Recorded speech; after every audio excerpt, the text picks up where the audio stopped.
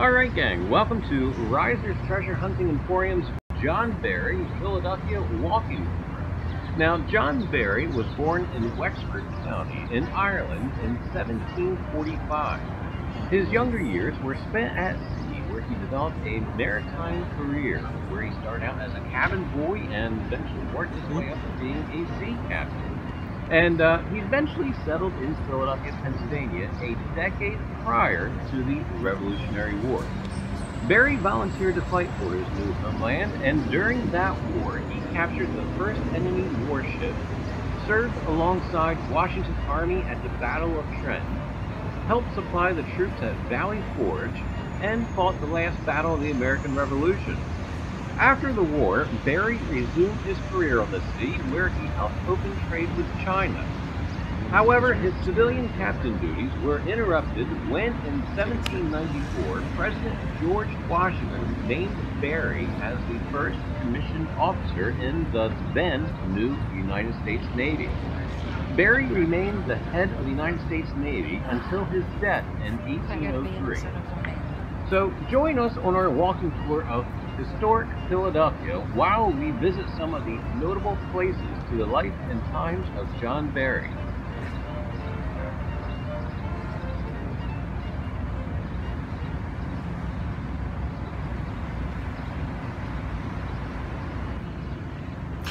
Alright gang, well, we accidentally kind of had a little technical difficulty back at the Independent Seaport Museum, and we kind of lost a great deal of our stream. So anyway gang, from then we kind of went over, well, we didn't kind of, we did. We went over to the old St. Mary's Church over on 4th and Spruce, and here, take a look at this. So the blue dot is Independent Seaport Museum. So you walk from there over to the brown dot, and the brown dot is Old St. Mary's, and Old St. Mary's has a churchyard with it, and I kind of actually did just a little bit of filming. So here you go. Take a look at this, gang. All right, gang, here we are at St. Mary's, Old St. Mary's over on 4th and Spruce, and we lost out on a little bit of footage over there at the Independent Seaport Museum, unfortunately, but we are picking up again live here, well, semi-live. I'm actually recording this a little bit, and then once I hit a good Wi-Fi spot, we will be going live again. But right now, we are going to try this out. Anyway, like I said, we are at Old St. Mary's, and this is the churchyard where Commodore John Barry is buried. And I have to say, I have never been to the cemetery before, and I think it really rocks. It's got a lot of symbolism on the stones, and yes, must get back here again and take a closer look at them, because they are really intriguing. And there's the actual church building up ahead. And I saw one when I was just kind of did the quick walkthrough. I kind of, here it is here. Philip Smith.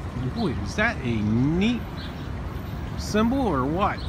Now, off the top of my head, I don't know what that means, but wow, is that neat.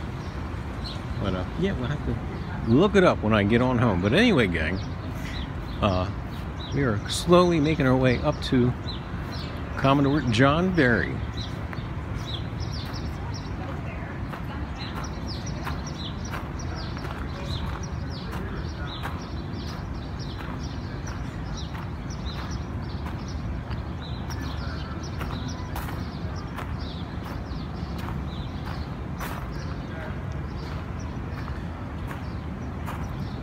And gang, there he is, Commodore John Barry.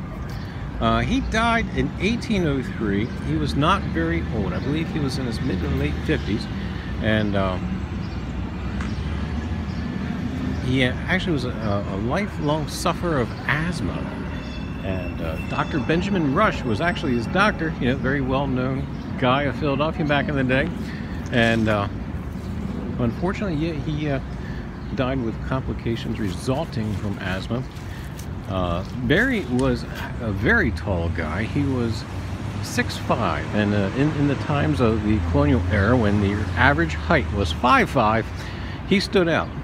And he was injured in battle in the shoulder, I think, once. I'm sure he had other kind of minor ailments, because having a life at sea, why, yeah, things just happen. And if you guys can see, both wives are here. Mary is here, the first wife, and then the second wife. Now, Sarah actually outlived Barry by some years. I believe they had a house after Strawberry Hill over on Chestnuts. Wow, I can actually remember the address. It's 124 Chestnut.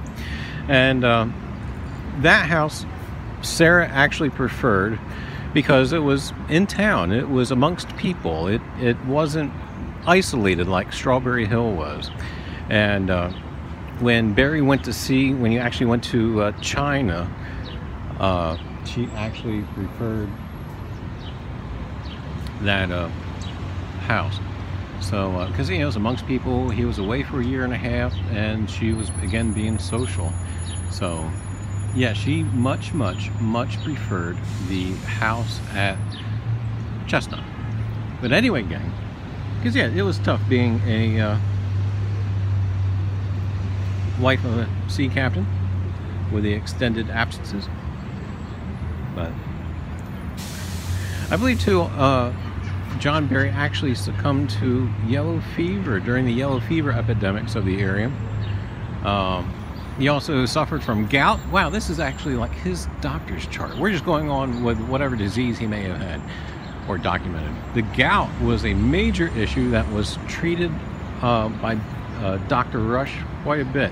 That was probably his chief complaint as getting him along in years, was his gout. So if any of you folks happen to have the gout, I've seen my father struggle with it. That's no fun, especially when you got a guy like Barry, who's used to being a man of action and whatnot.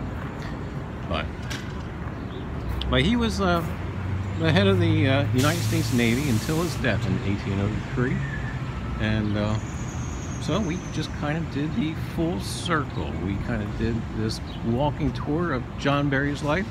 And gang, I challenge you, when you have the opportunity to visit a city, town, place, whatever, and you can actually make a full circle of a human being's historical life, try and do that instead of trying to take everything in. You know, take one minutia bit and break it on down. Anyway, gang, I'll be talking to you live here in just a little bit once we find a spot that's got a speck of Wi-Fi. Anyway, stay tuned.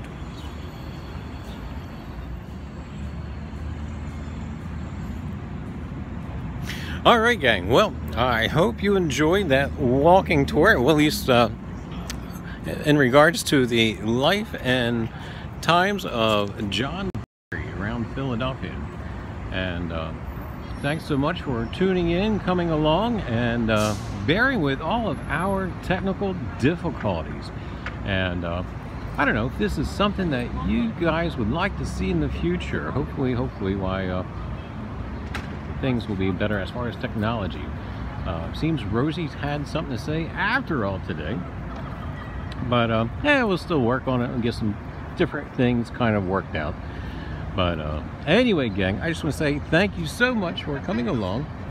And hey, wait a minute, we've got chat back. Mike, how are you? Hey, who's your hillbilly? Oh, this is fantastic. It's back up. Oh, Amy, how are you? Digging Canuck, how are you? Amy, North Jersey Detector, hi, how? Uh-oh, everybody's back. Anyway, gang.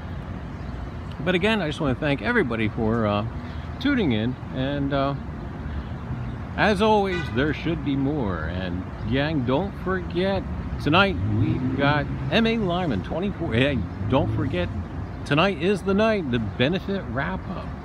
And two, gang, tomorrow we got Digging Canuck, Coffee with Liz at 11 or 11:30. I have to check. Anyway, gang, so Hey, thank you all so much for tuning in, and again, thanks for bearing with me with this experiment.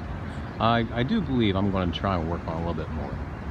But anyway, gang, we are going to roll right along. Rain's coming, and we want to try not to get wet. We're actually standing in front of the Constitution Center, and we may go in. I'm not sure, because we are actually running out of time. We probably only have about maybe 40 minutes before they close. So anyway, gang, again, thank you all so much for tuning in, and we'll see you around on the tube.